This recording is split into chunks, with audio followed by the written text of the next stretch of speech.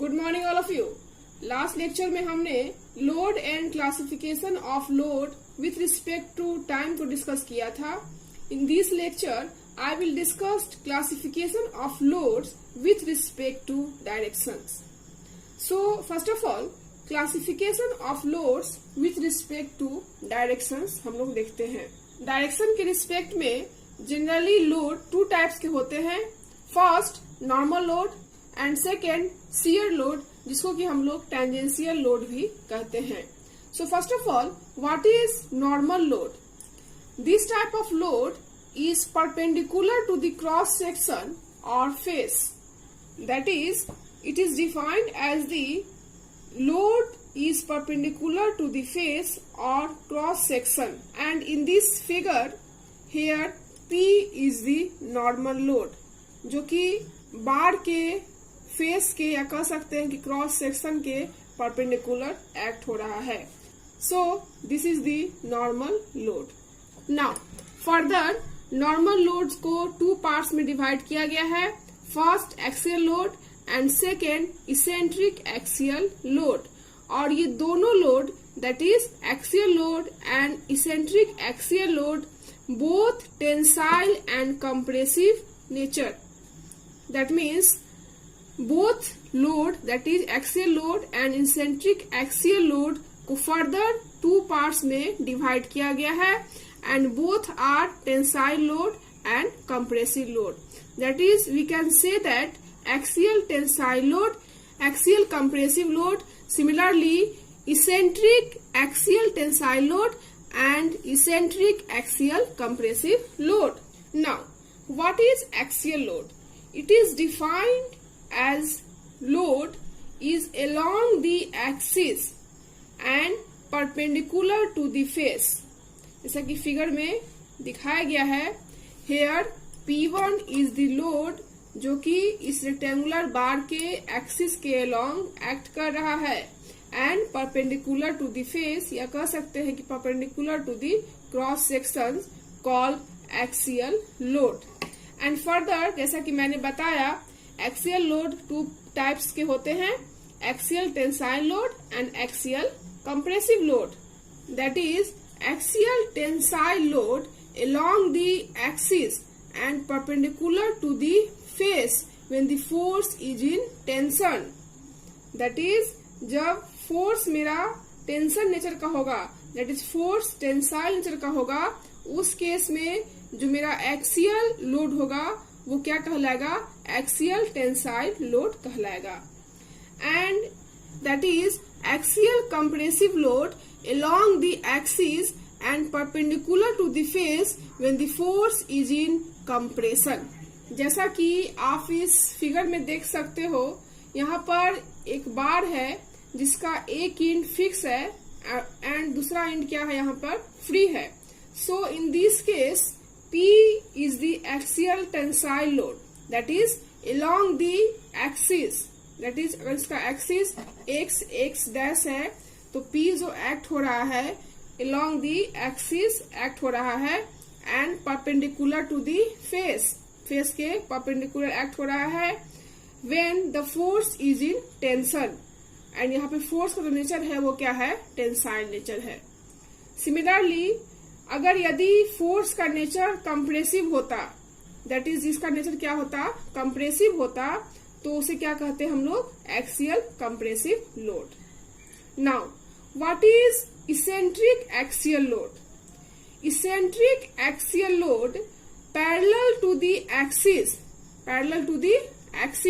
मेरा एक्सिस है x dash, सो इसके पैरेलल, इस एक्सिस के पैरेलल अगर कोई फोर्स, मान लिया कि फोर्स Q एक्ट कर रहा है, तो ये Q फोर्स जो होगा वो क्या कहलाएगा? इसेंट्रिक एक्सियल लोड कहलाएगा। That is parallel to the axis and perpendicular to the face. Similarly eccentric axial load two types के होते हैं, eccentric axial tensile load and eccentric axial compressive load.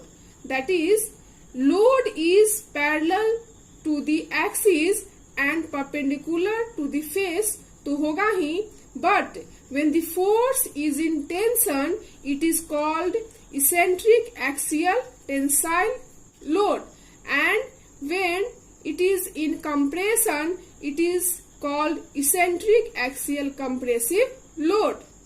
जैसा कि इस फिगर में आप देख सकते हो, यहाँ पर Q जो मेरा है वो इसेंट्रिक एक्सियल टेंसाइल लोड है, क्योंकि ये पैरेलल टू दी एक्सिस है and perpendicular to the face है, but when the force is in tension, that's why it is called eccentric axial tensile load. And here R is eccentric axial compressive load that is parallel to the axis x dash and perpendicular to the face. मेरा जो face है उसके perpendicular है and axis के parallel है. But when the force is in compression, that is force जो है मेरा वो compressive nature का है. That's why R is called eccentric axial compressive load. And friends, यहाँ पर मैंने एक वर्ड यूज किया है eccentric. That is what is eccentric load. वैसे तो इसेंट्रिसिटी के बारे में chapter direct and bending stress में आगे की यूनिट्स में कंप्लीट पढ़ना है, बट यहाँ पर मैं आपको इससे थोड़ा इंट्रोड्यूस करवाना चाहूंगी. So what is eccentric load? A load whose line of action does not coincide with the axis of a column or a strut is known as an eccentric load. That is, एक load जिसकी line of action, that is action की रेखा एक column या एक strut के axis के साथ कॉन्साइड नहीं करती है, एक इसेंट्रिक लोड के रूप में जाना जाता है और इसे E द्वारा डिनोट किया जाता है. जैसा कि आप इस फिगर में देख सकते हो, Q लोड जो एक्ट हो रहा है वो इस बार के एक्सिस के पैरेलल एक्ट हो रहा है and perpendicular to the face act हो रहा है at a distance of E1. So here E1 is called eccentricity and Q is called eccentric axial tensile load. Hence, in figure, E1 and E2 called eccentricity. In other words, we can say that अगर हम चाहे तो इसको दूसरे शब्दों में भी define कर सकते हैं. दैट इज इसेंट्रिसिटी को हम लोग दूसरे शब्दों में डिफाइन कर सकते हैं. यह कंप्रेशन या टेंशन लोड की एक्शन की एक्चुअल लाइन और एक्शन की रेखा के बीच की दूरी है, जो स्पेसिमेन दैट इज जो मेरा बार है कि क्रॉस सेक्शन पर एक यूनिफॉर्म स्ट्रेस पैदा करेगा. इसको हम लोग क्या कहेंगे? इसेंट्रिक लोड कहेंगे. And here Q is eccentric axial tensile load and R is called eccentric axial compressive load. Now, what is shear load? या कह सकते हैं कि टेंजेंशियल लोड क्या होता है, इसको हम लोग देखते हैं. It is defined as load is parallel to the cross section or face is called tangential load. And further, tangential load या कह सकते हैं कि शियर लोड को 2 पार्ट्स में डिवाइड किया गया है. Transverse shear load and eccentric transverse shear load. And further यहाँ दोनों that is transverse shear load and eccentric transverse shear load both are vertical and horizontal transverse shear load. So now, what is transverse shear load? It is defined as load parallel to face and perpendicular to axis and passing through axis, and it is horizontal and vertical both type. That is horizontal transverse shear load and vertical transverse shear load. Here in this figure आप देख सकते हो कि S is vertical transverse shear load because this is parallel to face and perpendicular to axis. अगर मेरे यहाँ पे Z मेरा एक्सिस है तो ये जो S लोड जो एक्ट हो रहा है वो किसके एक्ट हो रहा है? पैरेलल टू फेस के एक्ट हो रहा है and perpendicular to axis act हो रहा है. And also passing through the axis, और ये एक्सिस के थ्रू पास हो रहा है. So this type of load is called vertical transverse shear load, and here T is called horizontal transverse shear load because this is parallel to face.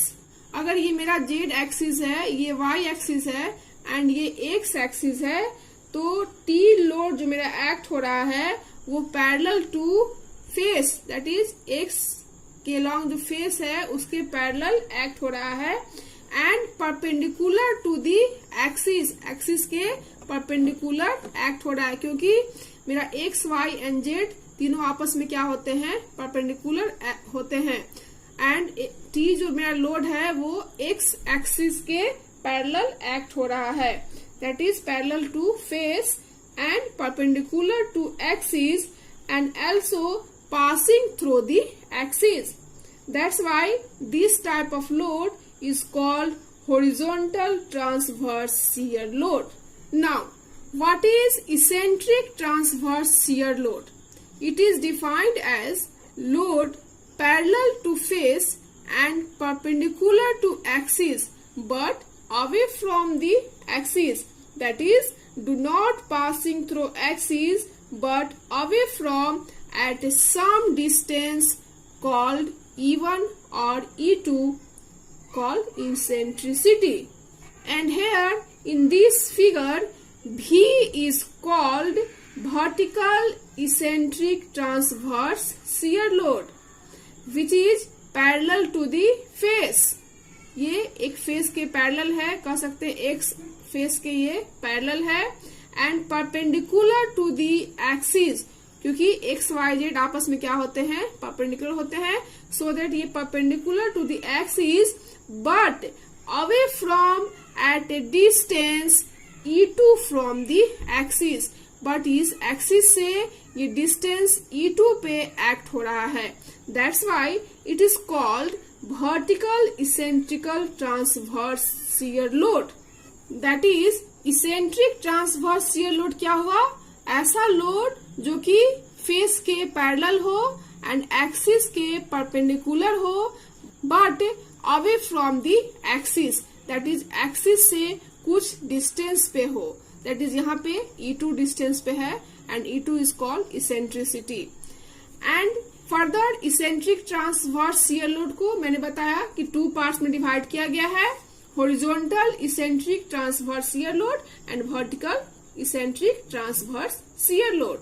So that मैंने यहाँ पे बताया कि V इज दी मेरा क्या है, vertical eccentric transverse shear load, and here U is the horizontal eccentric transverse shear load because this is parallel to face and perpendicular to axis but away from at distance E1 from the axis. ये चूंकि एक face के parallel है and axis पे perpendicular है, जैसा कि मैंने बताया कि एक्स के पैरेलल है तो एक फेस के पैरेलल हो गया, एंड एक्स वाई जेड आपस में क्या होते हैं, परपेंडिकुलर होते हैं, सो दैट ये एक्सिस के परपेंडिकुलर हो गया but away from at distance E1 from the axis, और ये एक्सिस से E1 डिस्टेंस पर एक्ट हो रहा है, that's Y U is called horizontal eccentric transverse shear load.